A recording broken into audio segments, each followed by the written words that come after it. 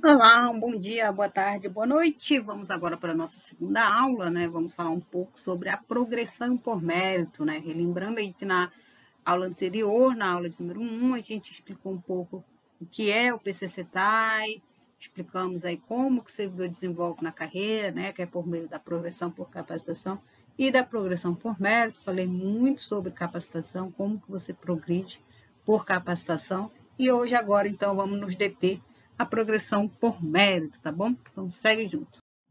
Então, vamos lá, pessoal. O que vem a ser aí, então, a progressão por mérito profissional? Bom, está lá de sua definição no artigo 10, que fala que a progressão por mérito profissional é a mudança para o padrão de vencimento imediatamente subsequente a cada 2 anos de efetivo exercício. Observa aí que está em destaque, tá? Está um tracinho, eu vou explicar por quê. Desde que o servidor apresente resultado fixado em programa de avaliação de desempenho, observado o respectivo nível de capacitação. Bom, esse era o texto vigente até a data anterior a 1º de maio de 2008, porque o que aconteceu? Sofreu aí uma atualização, né? Agora o novo texto é que a partir de 1º de maio de 2008, o interstício para a progressão por mérito profissional na carreira, de que trata o parágrafo 2º do artigo 10 desta lei, passa a ser 18 meses de efetivo exercício. Observa que ele fala, e está em destaque no nosso texto, que passou a ser de 18 meses de efetivo exercício a progressão por mérito profissional. Aí, para isso, você tem que se atentar que se você solicitar qualquer afastamento, você observa lá se aquele afastamento é contado como efetivo exercício, né? Temos alguns que contam, outros que não. Então, sempre que você for se afastar, veja aí se não vai interferir aí na sua progressão por mérito, tá bom? Muita atenção. E no seu parágrafo único fala aqui que na contagem do interstício necessário à progressão por mérito profissional, de que trata o caput deste artigo, será aproveitado o tempo computado desde a última progressão.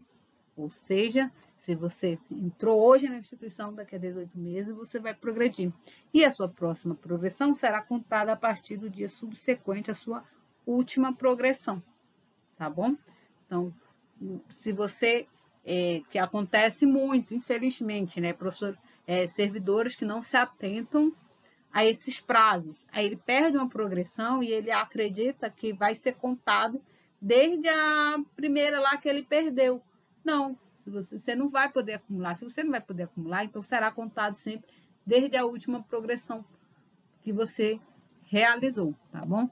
Então, muita atenção com essa questão do tempo, com a questão do interstício e com a questão dos afastamentos, se esses afastamentos são contados como efetivo exercício. Bom, e como que isso acontece na Unifap? Como que avalia, então, essa questão do mérito, né? Você lembra que na aula anterior eu falei que ficou a cargo das instituições definirem como que vão fazer a avaliação do servidor, né? Então, como que isso acontece aqui na nossa instituição, na nossa Unifap?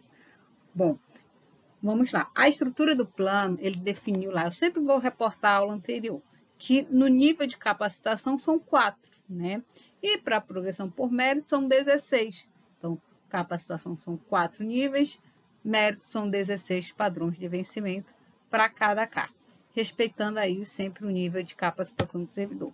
O STEP é a diferença, então, percentual constante entre um padrão de vencimento e o padrão imediatamente subsequente. Desde janeiro de 2014, o STEP está entre 3,7%. A partir de janeiro de 2015, subiu para 3,8%. Tá? Mas vamos lá, como que isso acontece na Unifap? Bom, anualmente é realizada a avaliação GDH, né? Que é a avaliação GDH 360, em que são avaliados aqui o planejamento, o acompanhamento, o registro e a etapa de validação. Por que ela é 360? Porque todo mundo se avalia. O chefe avalia, os pares se avaliam, os subordinados se avaliam. Então, todo mundo um avalia o outro, né? Se você está na equipe do seu setor, você vai avaliar o seu chefe e o seu chefe vai te avaliar e os seus pares que trabalham aí, as pessoas que trabalham juntamente com você, também podem te avaliar. Então, por isso que a avaliação 360 é uma avaliação completa de toda a equipe, de toda a unidade, tá? E por que eu devo fazer essa avaliação? Se o seu chefe faz a sua avaliação e você não faz, ou o contrário, se você fez a sua avaliação individual, mas o seu chefe não fez a sua avaliação, infelizmente aí você vai pontuar negativamente na sua avaliação, né? Pode ocorrer, porque são somatórios, né? E divide, soma e depois divide. E aí, se você faltar com uma dessas avaliações, você vai ser aí prejudicado na sua progressão por mérito, tá bom, pessoal? Então, para progredir, o servidor deve atender 2 requisitos: possuir um interstício de 18 meses de efetivo exercício e apresentar um resultado positivo fixado em programa de avaliação de desempenho. Então, observa lá, eu coloquei aqui, vou deixar também no fórum, vou deixar no material essa aula disponível, para você dar uma acessada aí no site da Progep e consultar o nosso manual GBH, onde a gente apresenta todas as etapas de avaliações, a questão do cadastro do seu planejamento de unidade, a questão das avaliações. Sempre fique atento aos memorandos, aos e-mails, às notificações em grupos, né? Sempre a equipe da Progep disponibiliza e dá maior visibilidade à questão da avaliação, por entender como essencial para a sua progressão por mérito, né? Quem é servidor sempre tem interesse nessa progressão. Então, fique atento, fique esperto, não durma no ponto. Uma outra forma do servidor desenvolver na carreira é por meio do incentivo à qualificação. O que é o incentivo à qualificação? É igual à capacitação? Não. O incentivo à qualificação é quando você obtém um título de educação formal, né, superior ao exigido para o cargo de qual você é titular. Por exemplo, eu entrei cargo nível médio, assistente em administração, não é isso? E aí, durante esse período, eu consegui concluir a minha graduação. Graduação é educação formal. Então, eu vou aí receber um percentual, um incentivo percentual, né? Calculado sobre o meu vencimento básico, acrescentando aí, ganhando um pouquinho mais, porque eu adquiri um título superior ao cargo que é exigido para o meu cargo. O cargo exigia apenas o nível médio, agora eu tenho um nível superior, então vou receber um pouco mais. E assim por diante, você passou no cargo de nível médio, você obteve mestrado, então você vai receber também um pouco a mais por obter esse título de mestre. E assim por diante. Você entrou no nível médio, mas já era graduado. Então, você também já toma posse e já dá entrada ali no seu incentivo à qualificação. Para receber o incentivo à qualificação, não depende de cumprir nenhum tipo de tempo. Você, no ato da sua posse, né? Você tomou posse hoje, já tem sua matrícula, já tem todos os seus dados. Quiser já dar entrada no seu incentivo à qualificação, porque você já tem aí um grau superior ao cargo que é exigido no concurso, então você já faz jus ao incentivo à qualificação, tá bom? Então, sempre muito bom você estar aí buscando evoluir na sua carreira. Jéssica, como é feito então esse cálculo? Quanto é esse percentual? Bom, pessoal, o percentual vai variar. Se essa tua formação, ela tem relação direta ou relação indireta com o ambiente organizacional. Observa, novamente, vai interferir na questão do ambiente organizacional e não apenas da tua formação, tá?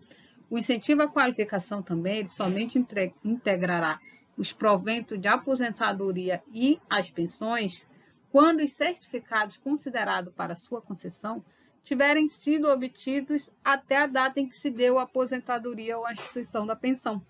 Por exemplo, se você já está aí se encaminhando para a aposentadoria, se esforce para conseguir esse grau, né, esse grau de especialista, mestre ou doutor, antes de você se aposentar, porque só vai valer se você concluir da entrada no seu processo antes de se aposentar. Se você se aposentou e obteve o grau depois, infelizmente isso não conta mais, tá bom? A partir de 1º de janeiro de 2013, o incentivo à qualificação de gratuidade será concedido aos servidores que possuírem certificado, diploma ou titulação que exceda a exigência de escolaridade mínima para ingresso no cargo do qual é titular, independente do nível de classificação em que esteja posicionado. É um dos artigos assim, que já está meio que lei morta, né? Por conta que hoje todo mundo, a boa parte dos concursos, né, já te exige aí no mínimo nível médio. Vamos então aqui à tabela de incentivo à qualificação. Tá aqui na primeira coluna, né, os níveis de educação formal. O nível de escolaridade formal. Tem o ensino fundamental completo, médio completo, ensino médio profissionalizante, curso de graduação, especialização, mestrado e doutorado. E aí, o que acontece? Como que tem aqui, ó, 2 ensino médio? Por que tem 2 ensino médio? Porque, por exemplo, eu entrei num cargo de assistente em administração, que é cargo de nível médio, mas eu tinha um médio profissionalizante em informática. E hoje eu estou lotada lá no INTI. Então, por você ter um ensino médio de informática, vai me dar aqui um acréscimo de 20% no meu salário, porque eu tenho um grau a mais, né? Eu tenho um ensino profissionalizante. O concurso me exigiu apenas o nível médio. E eu tenho um curso profissionalizante e estou lotada num setor que tem relação direta com esse curso. Então, eu vou receber 20% a mais. Agora, se eu estou lotada lá na biologia, eu vou receber apenas 10%, porque não tem relação. Tenho uma formação que tem relação indireta com o meu ambiente organizacional. E assim vai. Se você tem o curso de graduação completo, se ele tiver relação direta, você faz jus a 25%, e se não, você não tem direito a 15%. E por assim vai. Sempre que tiver relação direta, você vai receber um pouco a mais do que se você fizer um curso de formação que tem aí relação indireta com o teu ambiente organizacional. E esse percentual é o mesmo. Se você é servidor de nível médio ou de nível superior, o percentual é o mesmo e sempre vai ser em cima do nível do vencimento básico, tá? Por isso que é importante que o servidor fique atento à sua progressão por capacitação e por progressão por mérito, porque a progressão por mérito e capacitação vai atualizar lá o teu vencimento básico. E o incentivo à qualificação que você recebe, ele é calculado com base no teu vencimento básico. Então, se você perder sua progressão, você faz o incentivo à qualificação? Claro que sim. Só que aí ele vai ser calculado em cima do vencimento básico, bem abaixo do que você teria direito, né? Outro detalhe importante a ser dito é que os percentuais do incentivo à qualificação, eles não são acumuláveis e serão incorporados aos respectivos proventos de aposentadoria e pensão. Ou seja, se você hoje entrou no concurso para administrador e você já tem especialização, mestrado e doutorado, eles não são acumuláveis. Vai ser sempre o máximo aqui que você tem. Titularidade máxima. Não acumula mestrado com doutorado e nem especialização com doutorado, por exemplo. Você vai receber o seu grau máximo, tá? O máximo aqui é 75%. Temos aqui uma simulação, né, da tabela salarial do nosso plano de cargos e de carreira e dos cargos técnico administrativo e educação. Está um pouco pequena, mas é a mesma lógica, né? Como que você entende onde você está posicionado aqui na tabela? Você observa sempre aqui, ó, que são 4 níveis de classificação, de capacitação, né? São 4 níveis. E de padrão de vencimento por progressão por mérito, são o quê? São 16. Ó, 16, 16, 16. Sempre serão 16. Se você progredir por capacitação, você observa aqui, ó, pá, né?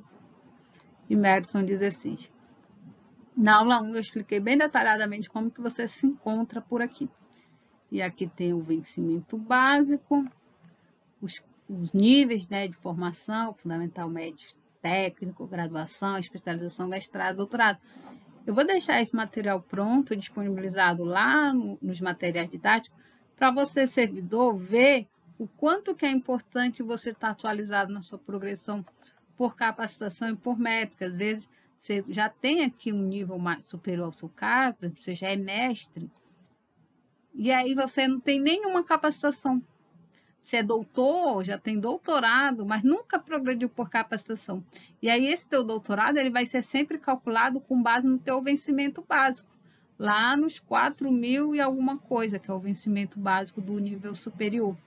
Se você já tem mestrado, mas nunca progrediu por capacitação e é servidor do nível médio, os seus 52% vão ser calculados lá no seu 2.400. Entendeu a importância de você progredir por capacitação e por mérito? Porque o teu mestrado, o teu doutorado, a tua especialização vai ser calculada com base lá. Então, sempre se atualize na sua progressão por capacitação e progressão por mérito. E a remuneração, então, Jéssica, como é composta a remuneração do servidor vinculada aí ao PCC Time? Bom, a remuneração, sabemos também, né, que é composta aí pelo somatório de vencimento básico, que corresponde ao valor estabelecido para o padrão de vencimento do nível de classificação e capacitação ocupado pelo servidor, acrescido dos incentivos previstos nesta lei e das demais vantagens pecuniárias estabelecidas também em lei. Então, vamos lá. Nossa remuneração vai ser somatória, né? O vencimento básico, por exemplo, aqui, se for hoje 2.500, né? Vai ser o vencimento básico de 2.500, mais o nosso auxílio alimentação, que está entre 4.000 e alguma coisa, né? Vamos supor que esteja 4.500. Aí você entrou e já é especialista, né? Eu já tenho uma graduação. Aí você vai receber aqui mais 50 e tantos por cento com base no 2.500. Então, você vai até aqui mais 52%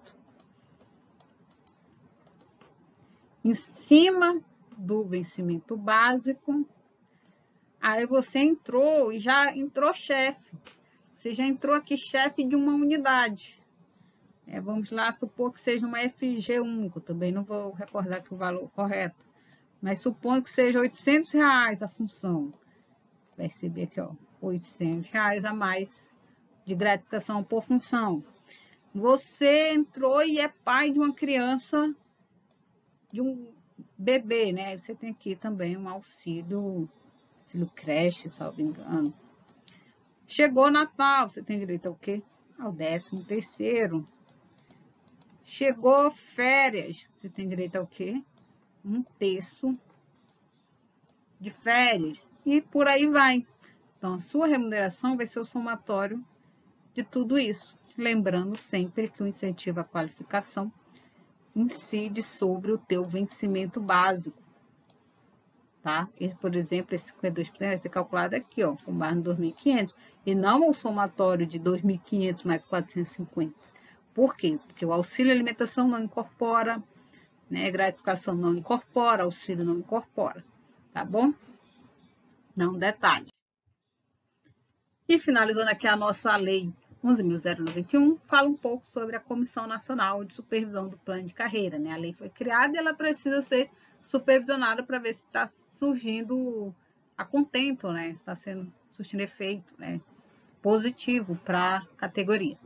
Então, foi criada aí por meio do artigo 22 da Lei 11.091, fica criada a Comissão Nacional de Supervisão do Plano de Carreira, vinculada ao Ministério da Educação, com a finalidade de acompanhar, assessorar e avaliar a implementação do plano de carreira, cabendo linha especial propor normas regulamentadoras desta lei relativas às diretrizes gerais, ingresso, progressão, capacitação e avaliação de desempenho, acompanhar a implementação e propor alterações no plano de carreira, avaliar anualmente as propostas de lotação das instituições federais de ensino, examinar os casos omissos referentes ao plano de carreira, encaminhando as apreciações para órgãos competentes. Isso a Comissão Nacional, né? Mas no parágrafo 3º, cada instituição federal de ensino deverá ter uma comissão interna de supervisão, mais conhecida aí como CIS, né? A Comissão Interna de Supervisão do Plano de Carreira dos Cargos em Educação, composto por servidores integrantes do plano de carreira com a finalidade de... Olha só a finalidade da CIS. Ela tem por finalidade acompanhar, orientar e fiscalizar e avaliar a sua implementação no âmbito da respectiva instituição federal de ensino e propor à Comissão Nacional de Supervisão as alterações necessárias para o seu aprimoramento. Então, observa aqui qual é o papel da CIS.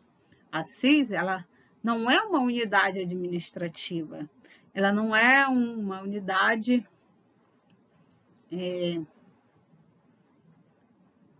tem ali toda uma organização mais estruturada, ali cabendo quase que um papel de pró-reitoria. Não, a função da CIS, estabelecida por lei, é a de acompanhar, orientar, fiscalizar e avaliar a sua implementação no âmbito da respectiva instituição federal de ensino. Então, por exemplo, se aqui foi estabelecido, né, o progressão por capacitação. Então, a CIS ela tem como objetivo acompanhar se a Unifap, a instituição, está desempenhando, né, positivamente a progressão por capacitação, se ela está dando incentivos, né? Se nós estamos aí, por exemplo, realizando cursos, capacitações, se as entradas de processo estão sendo cumpridas, se está ocorrendo aí o pagamento desses servidores, como que se está dando um incentivo à qualificação, está havendo algum incentivo por parte da instituição para que os servidores galguem, né, esses novos cargos aí, esses novos títulos, né, mestres, doutores, graduados, especialistas. Então, esse é o papel da CIS, acompanhar, orientar, fiscalizar e avaliar a implementação do PCCTAI no âmbito das respectivas instituições federais de ensino.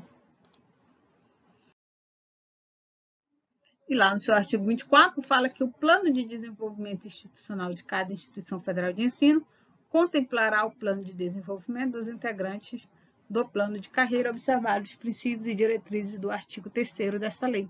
O plano de desenvolvimento do integrante deverá conter o dimensionamento das necessidades institucionais. Lembra que lá na nossa primeira aula eu também falei um pouco sobre o dimensionamento, programa de capacitação e programa de avaliação de desempenho. Esses três elementos, assim como o ensino, pesquisa e extensão, são essenciais, né? São aí o composto do tripé da instituição. Esses três aqui é o tripé, né, digamos assim, do nosso PDI, né? O PDI com base no PCCTAI, tá bom? Não confundamos. O PDI é uma coisa bem maior, contempla outros objetivos estratégicos da instituição, contempla outras áreas, o ensino, a pesquisa, enfim. Mas dentro da área de gestão de pessoas, esses três aqui, obviamente, vão estar elencados aí também dentro do PDI, tá? Dimensionamento, programa de capacitação e avaliação de desempenho. E a movimentação? Como se dá a movimentação? Bom, com base ainda na 11.091, mas também pode ser muito bem detalhada, ainda mais dentro da 8.112, né? É a questão da movimentação. Como que se faz a movimentação de servidor? Com base na 11.091. Fala aqui que no artigo 26, além dos casos previstos na legislação vigente, o ocupante de cargo do plano de carreira dos cargos técnicos de administração e educação poderá afastar-se de suas funções para prestar colaboração a outra instituição federal de ensino ou de pesquisa e ao Ministério da Educação, com ônus para a instituição de origem, não podendo o afastamento exceder a 4 anos. Ou seja, se você é servidor da Unifap, né? Você está aqui, foi lá para o UFPA. O ônus continua sendo da Unifap, tá bom? Então, o ônus é sempre a instituição de origem. Ou, por exemplo, você está aqui na Unifap, foi cedido para a CGU. Quem é que vai te pagar? É a CGU? Não. O ônus continua para a instituição de origem, continua para a Unifap, tá? E assim são todos os teus incentivos também. Por exemplo, se você já está lá há 3 anos e entrou agora aqui no período em que tu tinhas direito à progressão por capacitação, continua a mesma coisa. Você vai dar entrada no seu processo de capacitação na Unifap. Não lhe interessa qual é o programa de capacitação da CGU, porque você vai progredir, porque o ônus continua sendo da Unifap, então você vai progredir pela Unifap, tá? Se você entrou aqui no período de progressão por mérito, quem vai te avaliar se você está num outro órgão? Vai ser o teu chefe, onde você está lotado, né? No órgão em que você está lotado, mas o percentual, o valor que você vai receber, continua sendo da Unifap. Nesses casos, quando o servidor está em outra instituição e vai progredir por mérito, é encaminhado, né, uma avaliação por e-mail para que o teu chefe imediato te avalie e devolva essa avaliação para a PROJEP e a PROJEP procede com fluxo. Você não entra naquela avaliação GDH, tá? Que você entra lá no SIG-RH e faz tudo direitinho. Não, como você está em outra instituição, é feito mais que manualmente, né? Tudo eletrônico, mais manualmente mesmo falando, tá bom?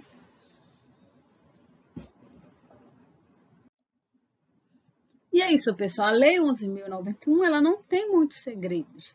Ela é mais prática mesmo. Na próxima aula eu vou demonstrar aqui como que você dá entrada na sua avaliação, na sua progressão por capacitação e como que funciona também a questão da progressão por mérito. Mas você encontra também esse detalhamento da avaliação GDH no site da PROJEP, né? Eu coloquei aqui os dois links. Você também pode dar mais uma lida. Muito importante que todos vocês leiam a Lei 11.091, tá? Conheçam o seu plano de carreira, tá? Então, meus amigos, muito obrigado por terem participado aqui conosco. Realizem a atividade avaliativa, algumas questões, e ao fim você receberá o seu certificado de participação aqui no curso. E olha que legal, além de você ter aprendido aqui um pouco sobre o PCC-TAI, você ainda pode aproveitar esse certificado e dar entrada na sua progressão por capacitação, né? Olha só, você aprendeu, eu vou te mostrar como que dá entrada e ao fim você vai aí receber a sua progressão por capacitação. Então, muito obrigada por terem participado e até a próxima aula com o vídeo na prática mostrando como que você dá entrada no seu processo por capacitação.